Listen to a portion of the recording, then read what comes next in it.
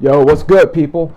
So, this is a video that there's nothing art related, nothing. I'm just talking shit online. When it comes to identifying real racism, this is from my own personal experience. So, I used to work at a sandwich shop down in Atlanta, Georgia, where and it's a chain. I'm not going to go into the name of it, at the fear that the corporate overlords find this video and then I end up getting fired because I still work for this sandwich shop restaurant chain. I was such a exemplary employee that the owner decided to say, because he had two stores. So I worked at one store, but then he said, hey, the guys at my other store are basically shit. So how about you go to that store and kind of coach them to become something a little less shitty. I went there, worked there, blah, blah, blah, blah. So there was this one lady in particular at the store. Her name, let's just call her Maggie. Her name was Maggie. So Maggie was I'm not going to be nice. She looked like a bridge troll. She was short. She was obese as fuck. She looked like she had a wart on the side of her cheek. This bitch looked dirty.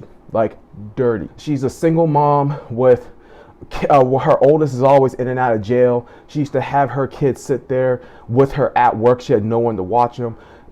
I don't know how we got into this conversation, but she was trying to prove to me how comfortable she was being around black people. Okay, this should be a good one, right? So she said that she was telling me this story. Now, this happened either earlier this year or later last year. So my memory is not 100% correct. I would say it's in the high 90s though. But she had said that one night her and her sister were driving around looking for, I guess their car was running on empty or whatever, so they had to go to a gas station. They find a gas station, park it there, and her sister was scared for her life because she saw like 5 black guys standing outside the gas station, and it was at night. And apparently she was scared. She was like a little nervous, a little apprehensive, right? Right. Now, Maggie, she said, "Oh, you're overreacting. Why should you be scared? Blah, blah, blah, blah." She goes to tell me, she's like, I grew up around hearing gunshots at night, blah, blah, blah, blah. And she's telling me this, a black man. She assumes that part of being black or part of growing up being black is that you go to sleep to the sounds of gunshots at night. Granted, I did hear a couple, but that's not the point. The point is, you assume, based on my skin color, that I have this type of experience, that this is normal for me. Bitch, is you out of your motherfucking mind? Get out of here. Now, to say this about her sister, she had a normal human reaction.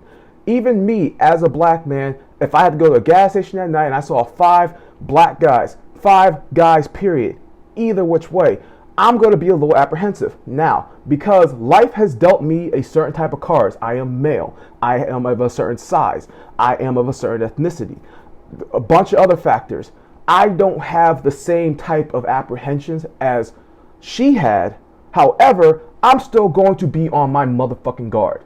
All right? I play to the rules that by the cards that life has given me. I understand her fear.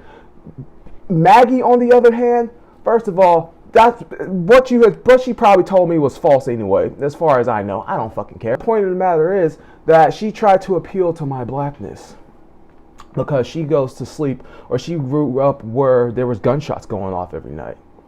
Okay, and that makes you not scared of black people? How do you know those were white people? That those weren't white people? Bang bang. It's Atlanta, it's the country. That they do that type of shit down there. Now, I did not get offended. It's 2020. The rational black man does not get offended when he is presented with something of a racial, any type of racist. Now, it is important to recognize it. It is very important to recognize it and not associate with those kind of people. 100%. But what I did is I interrupt her little story. I went outside. I called up one of my other black friends, a person that I worked with at the other store. I called her up. And I told her the story, and I was laughing my ass off. I'm like, well, this white bitch really think that this is my type of life. This white bitch really think, like, you are out of your fucking food stamps looking, dirty ass, cockroach infested apartment living ass. Get the fuck out of here. Get the fuck out of here. So I say that to say this. It's amazing that there's this thought, that there is this narrative that black people in America are living under certain conditions. Now, this is true. This is very true. And a lot of situations in a lot of people's lives. But not everybody lives this way. Not everybody goes to sleep at the sounds of gunshots going off at night. Not everybody lives on Section 8 housing. This is not the narrative of every black person in America. This is the narrative of people of a certain class and economic standing in America, but not just because, now, fair to say, maybe, just maybe, and I'm not coming at you with stats. I'm just a dude talking shit. But a lot of black people live this way. Not every black person lives this way. And for you to assume that just because the media pumps out this certain narrative of us, and there's nothing wrong with kind of having these assumptions, but it helps to maybe talk to a person and see where they come from personally. Not to just say like, oh, all black people live this way, so I'm going to go ahead and think this about every single person. That's racist. No, that does not make Maggie a bad person. She's obviously a bad mother, but I'm not getting into that. If you knew her like I knew her, shit. But I say that to say this.